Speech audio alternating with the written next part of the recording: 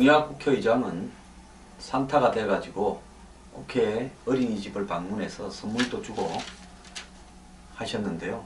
정작 국민들에게는 선물을 잘 안 주고 있습니다. 지금 표류하고 있는 박 대통령 정부의 24개 개혁 과제 중 그를 뒷받침하는 8개 법안, 서비스, 또 기업활력제고법, 또 의료 관련법 개선, 이런 부분들이 지금 통과되고 있지 않은데요.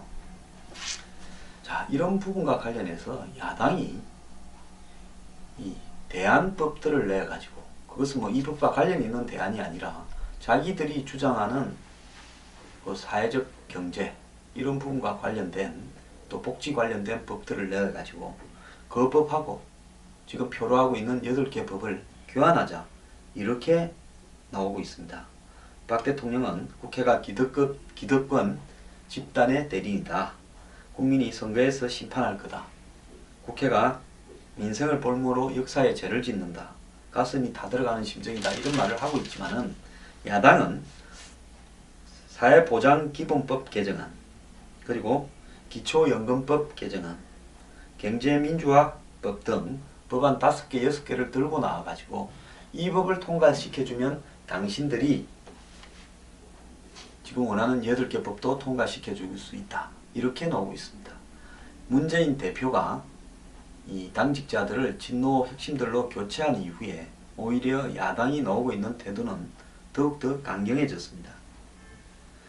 자, 그러면서 이 노동 관련 5개 법안 개정과 관련해서 이 파견법, 기간제법, 이 2개를 빼고 나머지만 분리 처리하자, 이렇게 이야기를 지금 하고 있는데요.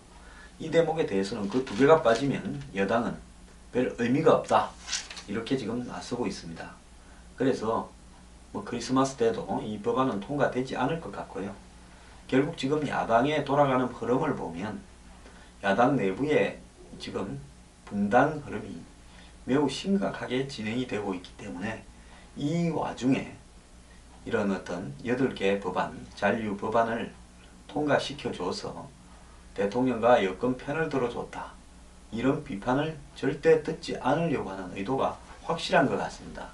그러면 올해 안에 법들이 통과되는 부분은 사실상 물 건너간 걸로 보이고요.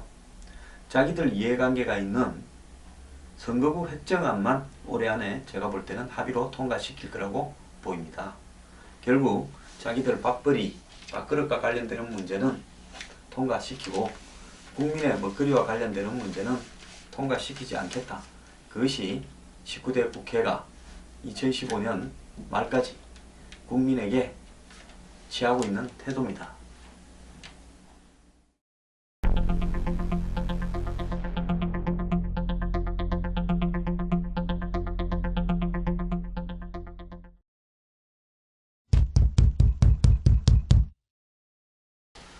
어제 한 언론은 진실한 사람, 그들은 배신을 하지 않을까라는 기사를 게재했습니다.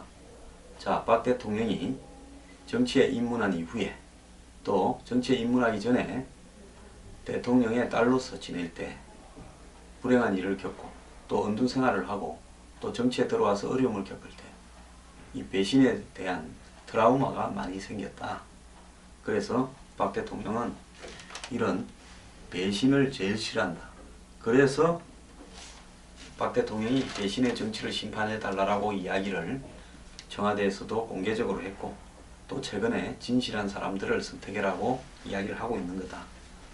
자, 그래서 대통령을 옆에도 모시던 장관들이 얼마 전에 이제 개각이 되기 직전에 대통령 앉혀놓고 사람은 들어올 때 하고 나갈 때 입장이 한결같아야 된다. 즉 밀어줄 테니 나가면 배신하지 마라, 이런 말을 했다.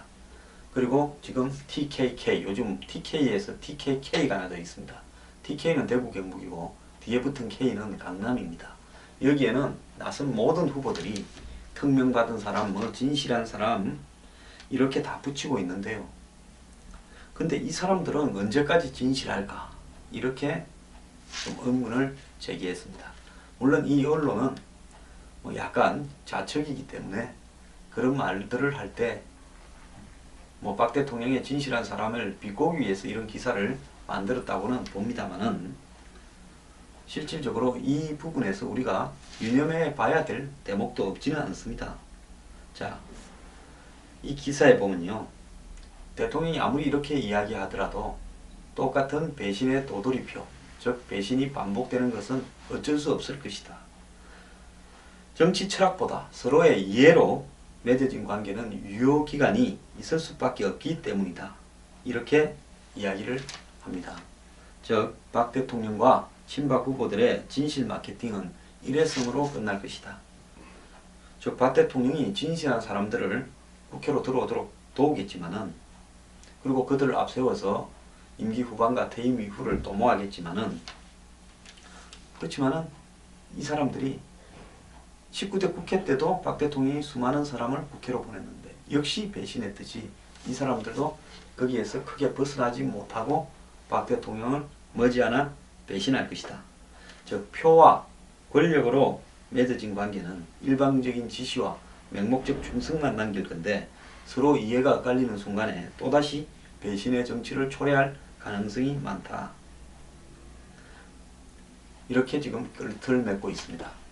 제가 볼 때는요, 원래 사람이 한결같고 진실한 사람을 발탁을 해야지 권력이 있을 때 위에서 바라보면 다 진실한 사람 같습니다. 제가 대통령 취임하고 초기에 그 목자, 즉 양치기와 양에 대한 글을 한번 쓴 적이 있습니다. 대통령이 사람을 정말 제대로 보셔야 된다. 그 내용이 뭔가 하면 양치기가 위에서 양을 내려다보면 하얗고 털이 하얗지 않습니까? 위쪽에서 보면 또 머리는 아주 귀엽게 생겼죠. 그래서 정말 사랑스럽기 그지없을 겁니다. 정말 나 하나만 믿고 저리 쫄쫄쫄쫄 따라다니는데 풀도 좋은 데서 먹이고 좋은 데서 물도 먹이고 해야 되겠다.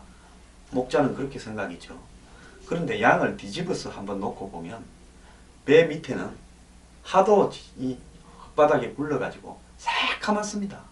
그리고 양이 식탐이 많아가지고요, 많이 풀을 진짜 먹어서 배가 터져나갈 정도로 빵빵해서 양을 뒤집어 놓고 보면 이게 위에서 보던 양인가 싶을 때가 많습니다. 그래서 제가 그때 대통령께 양을 양치기 입장에서 위에서 보지 말고 한번 뒤집어 놓고 보면 배가 터져나간다. 그런 모습을 한번 보라. 이렇게 말씀을 드린 바가 있습니다.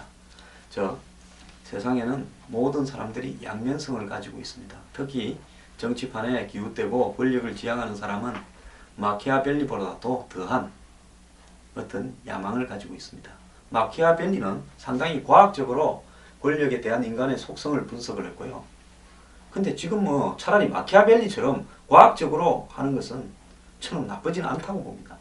근데 이제는 과학이 통하는 게 아니라 이것은 최소한의 인간의 양심적 도덕적 영역조차 팽개치는 배신과 욕망이 이글거리는 데가 정치판이라서 참 대통령께서 끊임없이 진실한 사람을 말씀을 하고 다니시지만 정말 진실한 사람들이 대통령을 임기 후반도 잘 보좌하고 퇴임 이후까지 잘 보좌할지 저도 걱정이 됩니다.